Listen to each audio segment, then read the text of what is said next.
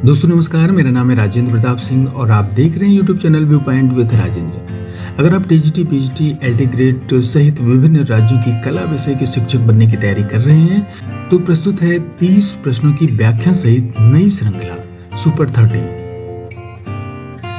और उम्मीद है कि आपकी कला विषय की तैयारी को आसान बनाएगी यह श्रृंखला। अगर आप चैनल पर नए हैं तो चैनल को सब्सक्राइब जरूर कर लीजिएगा ताकि आपको कला विषय से संबंधित नए वीडियो लगातार मिलते रहें। तो फिर चलिए प्रश्नों को शुरू करते हैं।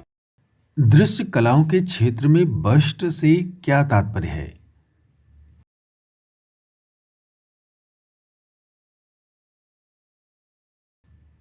तो इसका उत्तर है ऑप्शन डी, आवश्य प्रतिमा। दृश्य कलाओं के क्षेत्र में बस्ट का तात्पर्य ऐसी मूर्तियों से है जिसमें सिर और छाती अर्थात धड़ ही दिखाया गया हो, नीचे के अंग न दिखाए गए हों, उन्हें आवश्य प्रतिमा कहते हैं। दृश्य कला अध्ययन में पर्सपेक्टिव यानी कि क्षय वृद्धि का ज्ञान प्राप्त होता है।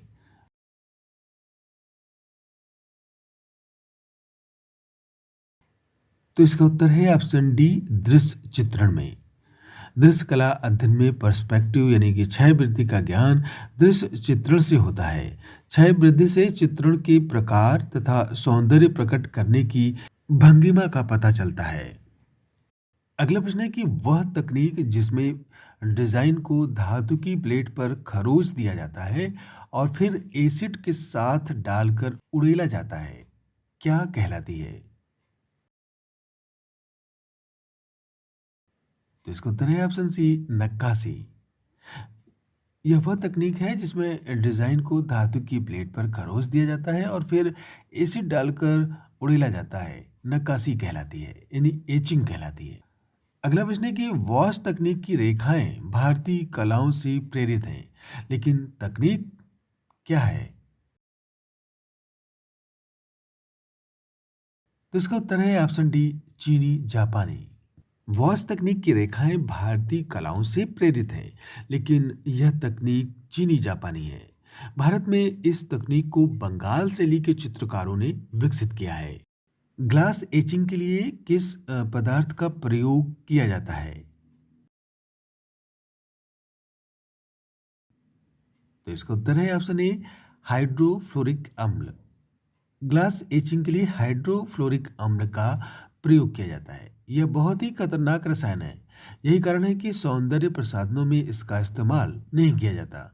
इसका उपयोग कांच एवं धातु के उत्पादों को बनाने के लिए किया जाता है। अगला प्रश्न है, चित्र निर्माण में जल से बार बार रंग को धोने की प्रक्रिया कहलाती है।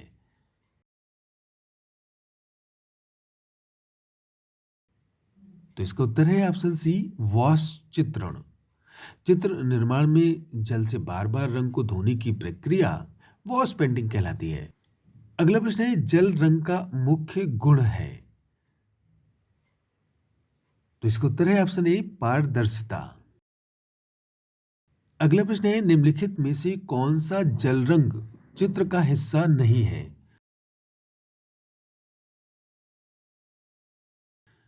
तो इसका उत्तर है ऑप्शन डी, बंधेज।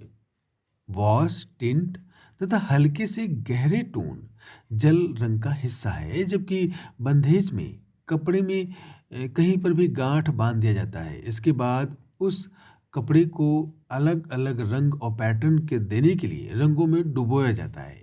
बंधेज टाई और डाई हार्ट का सबसे पुराना रूप है। वॉश चित्रण तकनीक में अंतिम प्रक्रिया निम्नलिखित में से कौन है?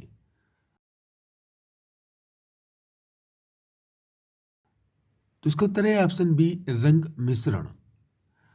वॉश चित्रण तकनीक को प्रक्षालन या धोवन विधि कहा जाता है। इस तकनीक में चित्र जल रंग में बनाए जाते हैं। वॉश चित्रण तकनीक में अंतिम प्रक्रिया रंग मिश्रण है। सामान्यतः रूप कितने प्रकार के होते हैं? तो इसका उत्तर है ऑप्शन ए, दो। सामान्यतः रूप दो प्रकार के होते हैं, सक्रिय और सहायक। सक्रिय रूप वह है जिन पर दर्शक की दृष्टि सर्वप्रथम जाती है और ऐसे रूप चित्र में मुख्य भूमिका भी निभाते हैं। सहायक रूप वो होते हैं जो सक्रिय रूपों के महत्व को बढ़ाने में सहायता देते हैं। सक्रिय रूपों का कार्य दर्शक के लिए केंद्र बिंदु प्रस्तुत करना है तथा सहायक रूपों का कार्य केंद्र के चारों ओर वातावरण उपस्थित करना है। अगला प्रश्न है कि निम्नलिखित में से कौन सी कला रूपप्रद कला नहीं है?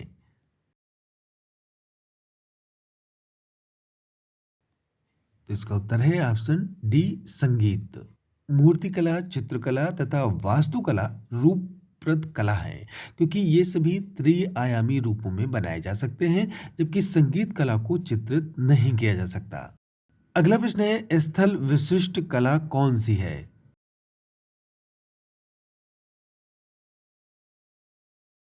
तो इसका उत्तर है option C, installation. Installation art एक व्यापक शब्द है जिसका प्रयोग कला अभ्यास की एक श्रेणी के लिए किया जाता है जिसमें किसी स्थान पर वस्तुओं की स्थापना या विन्यास शामिल होता है, जहां वस्तुओं और स्थान की समग्रता कलाकृति का निर्माण करती है। अगला प्रश्न है भारत के उस राज्य का नाम बताइए जहां बड़े आकार में कपड़े पर पाबूजी फर नामक चित्रकारी चित्रित की जाती है। तो इसका सही उत्तर है ऑप्शन सी, राजस्थान। पाबूजी का फड़ एक प्राचीन पारंपरिक लोक कला है जिसे गायन के साथ प्रयोग किया जाता है। राजस्थान के राबरी आदिवासियों के द्वारा पाबूजी फड़ नामक चित्रकारी का प्रयोग देवी देवताओं की छवियों का चित्रण करने में किया जाता है। लोक कला कांवड़ में चित्रण हेतु प्रयुक्त धरातल है। तो इसका उत्तर है ऑप्शन सी, लकड़ी। लोक कला कांवड़ में चित्रण हेतु प्रयुक्त धरातल लकड़ी है। कांवड़ एक मंदिरनुमा काष्ठ कलाकृति होती है जिसमें कई द्वार बने होते हैं। सभी द्वारों पर चित्र अंकित रहते हैं। कांवड़ लाल रंग से रंगी होती है और उसके ऊपर काले रंग से पौराणिक कथाओं का चित्रण किया जाता है। किस माध्यम में रोगन करना अनिवार्य है?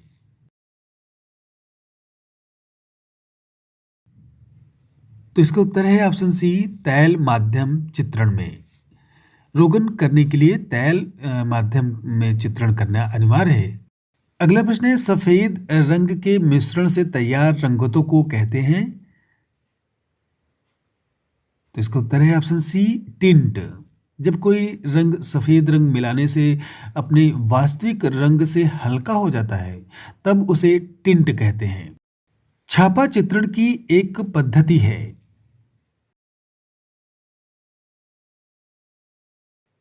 तो दिए गए ऑप्शन में ऑप्शन ए, इंटेलिग्यो। इंटेलिग्यो का अर्थ है उत्कीर्णन, नक्काशी या कलमकारी। इसे सील मुद्रण भी कहा जाता है जिसमें तांबा या जस्ता प्लेटों में आकृतियों को उभारा जाता है और निश्चित भाग को दबाकर आकृति उत्कीर्ण की जाती है। सिंधु घाटी सभ्यता से प्राप्त अधिकांश मोहरें किस तकनीक के अंतर्गत प्राप्त हुई हैं? तो इसका उत्तर है ऑप्शन ए, इंटेलिग्यो तकनीक। सिंधु घाटी सभ्यता से प्राप्त अधिकांश मोहरें इंटेलिग्यो तकनीक के अंतर्गत प्राप्त हुई हैं। इंटेलिग्यो के अंतर्गत उत्कीर्णन एवं नक्काशी शामिल होता है। अगला प्रश्न है स्याही को रगड़कर पोंछने की प्रक्रिया प्रयुक्त की जाती है। तो इसका उत्तर है ऑप्शन सी, छापा चित्रण में।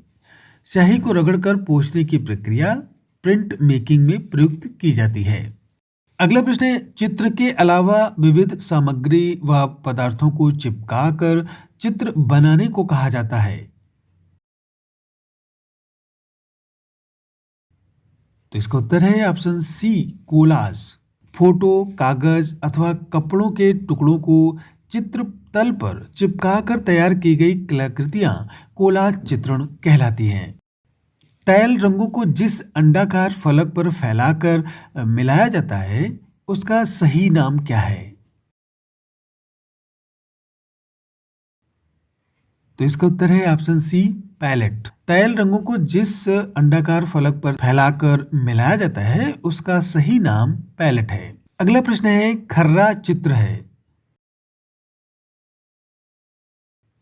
तो इसका उत्तर है ऑप्शन बी, कागज के लंबे रोल पर बनाई गई पेंटिंग जिसे लपेटा जा सकता है। खर्रा शैली में चित्र एक कागज के लंबे रोल पर बनाई गई पेंटिंग होती है जिसे लपेटा भी जा सकता है। परंपरागत रूप से इस चित्रकारी में बनी छवियां गोलाकार न होकर सपाट दिखाई देती हैं, लेकिन बाद में ये त्रिआयामी दिखाई देने लगती हैं, जिन्हें उभार देने के लिए छायाकरण का प्रयोग किया जाता है। यह बंगाल की मुख्य लोक कला है। अगला प्रश्न है, मात्र काला और सफेद रंग में बना एक बड़ा चित्र है। तो इसका सही उत्तर है ऑप्शन ए, एक वर्णीय। मात्र काला और सफेद रंग में बना एक बड़ा चित्र एक वर्णीय यानी एक रंग कहलाता है। पिघली हुई धातु को एक सांचे में डालकर मूर्तियों को आकार देने की विधि कहलाती है। तो इसका उत्तर है ऑप्शन डी, उपयुक्त में से एक से अधिक। पिघली हुई धातु को एक सांचे में डालकर मूर्तियों को आकार देने की विधि कास्टिंग कहलाती है। कास्टिंग को सिरे पड़यूर और या निवेश कास्टिंग तकनीक भी कहते हैं। दर्शकों को यह सोचने पर मजबूर करने के लिए दर्शाया गया दृश्य वास्तविक है, परिप्रेक्ष्य और पूर्वाभास का उपयोग करने की विधि है।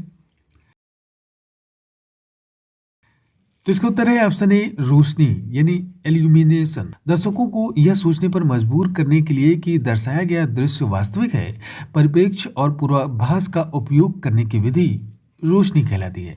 अगला प्रश्न है, द्विआयामी तल पर तीसरे आयाम का प्रभाव उत्पन्न करता है। तो इसका उत्तर है ऑप्शन ए, परिप्रेक्ष्य। परिप्रेक्ष्य एक द्विआयामी सतह पर त्रिआयामी यानी गहराई और स्थान का भ्रम पैदा करने के लिए एक कला तकनीक है। परिप्रेक्ष्य वह है जो चित्रकला को रूप, दूरी और वास्तविक दिखाता है। अगला प्रश्न है, दृश्य कलाओं व प्रदर्शन कलाओं में आवश्यक तत्व है। तो इसका उत्तर है ऑप्शन ए, संतुलन। चित्र संयोजन में संतुलन स्थापित करने के लिए रंग के बड़े क्षेत्र का प्रभाव शांत होना चाहिए और छोटे क्षेत्रों में शक्तिशाली विरोधाभास होना चाहिए। बड़े आकारों की अपेक्षा छोटे आकारों को अलंकृत करना चाहिए। अगला प्रश्न है, दृश्य कला के मूल रूप को आरंभ से सीखने के लिए सबसे पहले अभ्यास किसकी होनी चाहिए। तो इसका उत्तर है ऑप्शन सी, स्केचिंग। दृश्य कला के मूल रूप को आरंभ से सीखने के लिए सबसे पहले स्केचिंग की अभ्यास होनी चाहिए। अगला प्रश्न है, सरस्वती चौकी कहाँ की लोक कला का प्रसिद्ध रूप है। इसका उत्तर है ऑप्शन सी, कुमाऊं। सरस्वती चौकी कुमाऊं की लोक कला है। यह फर्श पर निर्मित होती है। यह वृत्त के रूप में होती है। मुख्य दैविक शक्तियों को त्रिभुज के द्वारा व्यक्त किया जाता है। यह त्रिभुज 16 कमल दल से आवृत होता है। इसके चारों ओर बिंदु या वृत्त बनाए जाते हैं। कभी कभी सरस्वती को पंचभुजाकार तारे से भी चित्रित किया जाता है अथवा जनेऊ धारण करवाया जाता है। अगला और अंतिम प्रश्न है आज के अंक का, जमुना देवी किस प्रकार की लोक कला से संबंध रखती हैं। तो इसका उत्तर है ऑप्शन सी, मधुबनी कला से। जमुना देवी मधुबनी कला से संबंधित हैं। उनके अतिरिक्त शांति देवी, जगदम्बा देवी, बोधा देवी, सीता देवी इत्यादि इस शैली की प्रसिद्ध चित्रकार हैं। तो फिर आज बस इतना ही। मिलते हैं अगले अंक में 30 नए प्रश्नों के साथ। नमस्कार।